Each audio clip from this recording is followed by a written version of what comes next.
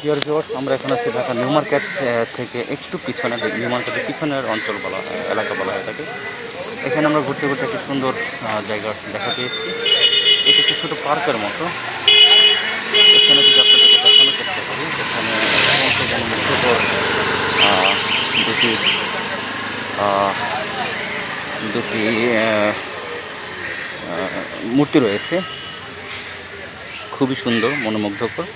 আমার খুব ভালো লেগেছে, যেটা আপনাদেরকে দেখানোর চেষ্টা করছি। এই হচ্ছে বিশালী বিজয়।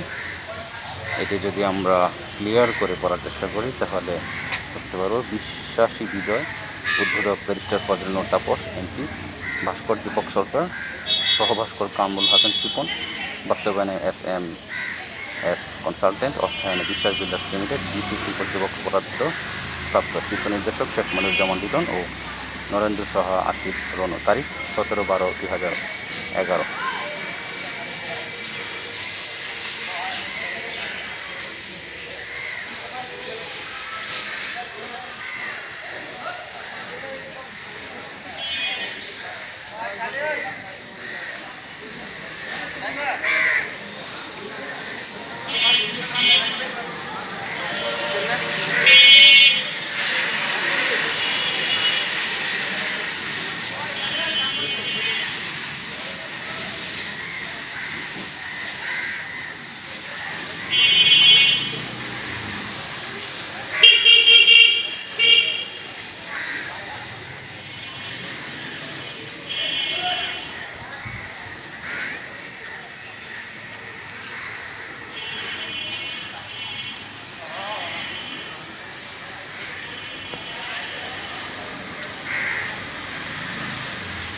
এটির পরিপূর্ণ যে দৃশ্য, যদি আমরা আপনাদেরকে একটা স্ক্রিনশট নিয়ে দেখাই সেটা তাহলে দেখাবে ঠিক এরকম। ওকে, আশা করি আপনাদের বিষয়টি ভালো লাগছে। এখানে একজন ভদ্রমহিলা, সম্ভবত ডাক্তার, ওনার কাঁধে একটি মেডিসিন ব্যাগ রয়েছে।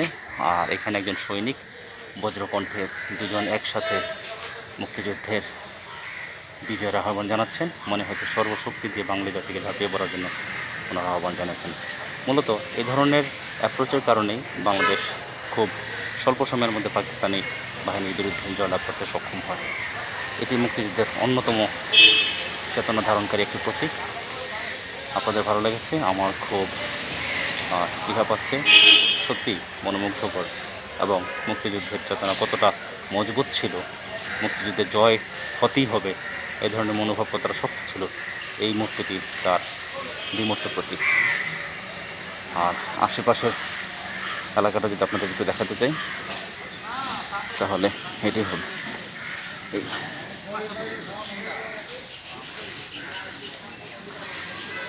এই হচ্ছে ঢাকা বিশ্ববিদ্যালয়ের একটি আবাসিক হল।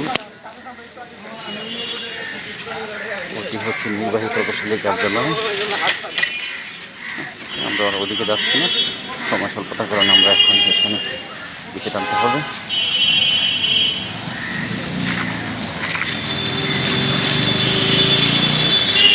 এখানে আরও প্রায় যাচ্ছে, তাদের সুন্দর সুবর্ণ লাবণ্য তারণ্য অপূর্ব রূপেতে অনন্য।